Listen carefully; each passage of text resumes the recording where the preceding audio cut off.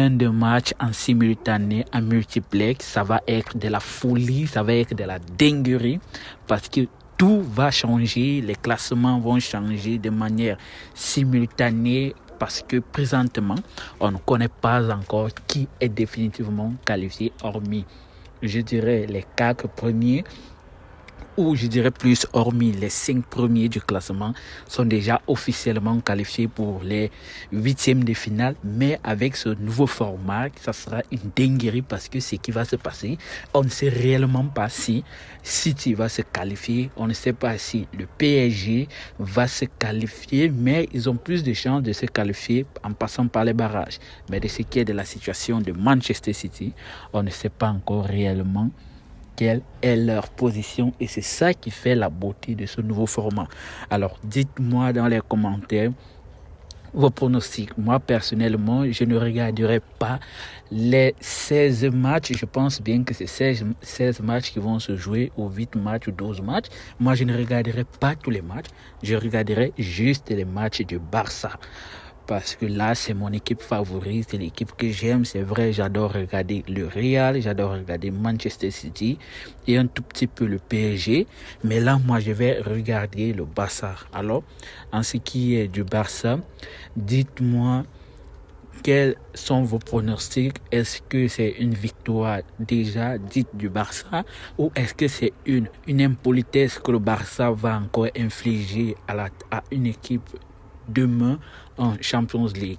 Alors, je voulais aussi juste parler de ça, de la situation de Baldé, des chants racistes qu'il a eu à subir face à Retafe, mais malheureusement, la réaction du président de la Liga me déçoit un peu parce que là, j'ai l'impression qu'il ne supporte pas les joueurs ou les propriétaires, les fonctionnaires ou les travailleurs de sa Liga. Il laisse un peu le doute. Bon, moi, personnellement, ce n'est pas parce que c'est un supporter du Barça que je parle comme ça, mais parce que c'est un joueur de foot. Nous sommes en 2020. Et ici, j'ai l'impression que le gars doute de la parole de Baldé parce que déjà ici, avec sa déclaration, j'ai l'impression que le gars s'est dit que Baldé invente une histoire. Alors, c'est pas le premier joueur à qui cela arrive, bien évidemment. Cela est arrivé et a l'habitude d'arriver à nos concurrent Vinicius Junior. Alors, on revient, c'était juste la parenthèse, on revient juste sur le dernier match qui se jouera. Donc, encore accepter les chants racistes en 2025, je pense que c'est déjà un tout petit peu inacceptable. Bon, malheureusement, c'est le football. On attend voir comment tout cela va se passer. J'ai vraiment hâte et j'ai un fou plaisir de voir Tebas finir sa carrière de président de la Liga parce qu'en réalité, c'est un tout petit peu insupportable. On peut parler du bilan de cette Champions League, mais on peut déjà dire que cette Champions League avec ce format est extraordinaire parce qu'il nous a permis d'avoir des petits changements, il nous a permis de changer la donne parce que tous ceux qui ont regardé l'ancien format, on savait déjà que pratiquement à partir de la 5e et la 4e journée, la plupart des équipes étaient déjà qualifiées et malheureusement, certains se plaignaient des tirages au sort que non, il y a du favoritisme, pourquoi le Real rencontre toujours des équipes minables, pourquoi Manchester rencontre toujours des équipes faibles, pourquoi le Bayern rencontre toujours des équipes faibles. Mais cette fois-ci, avec le nouveau format, je pense qu'on va se réaler. Alors, pourquoi? Parce que le premier et le deuxième ne pourront même pas se rencontrer jusqu'à la finale. Je dirais même le troisième et le quatrième, le premier, deuxième, troisième, quatrième ne se rencontreront même pas présentement. Ils se rencontreront uniquement à la finale. Alors là, je pense que ça rend encore le format un peu plus intéressant. Pourquoi? Parce que là, tout le monde peut jouer. On peut retrouver le Barça contre Manchester City, on peut retrouver le Barça contre le PSG, on peut retrouver le Barça encore contre le Real de Madrid, comme on peut encore retrouver Liverpool, Real de Madrid, Liverpool, PSG, et c'est ça qui rend ce format très intéressant. Parce que bien aussi, nous avons eu des surprises, nous avons eu des... Mais maintenant, revenons au Barça à son match contre l'Atalanta Bergame.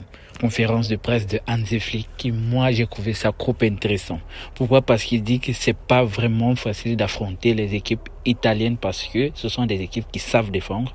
Alors pour lui, il sait que aller jouer ce dernier match serait très important et terminer à la deuxième place et terminer deuxième. Et pour lui, c'est un intérêt capital de terminer deuxième du groupe.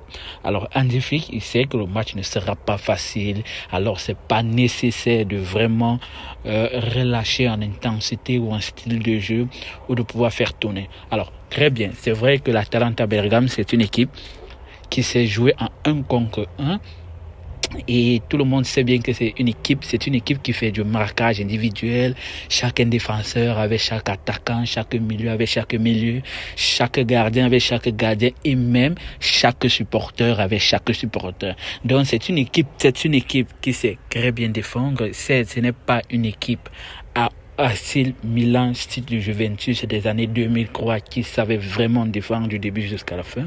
Mais nous savons tous que les équipes italiennes, lorsqu'il s'agit de la défense, je dirais même que ce sont les meilleures équipes qui savent défendre. Bon, malheureusement, de nos jours, elles ont un peu diminué en intensité, mais en termes de défense et de maîtrise de jeu en défense, les Italiens sont les meilleurs.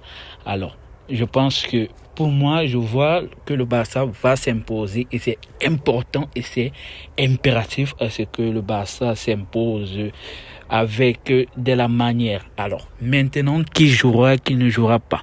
Bon, moi, pour ce match, je dirais Lewandowski est titulaire.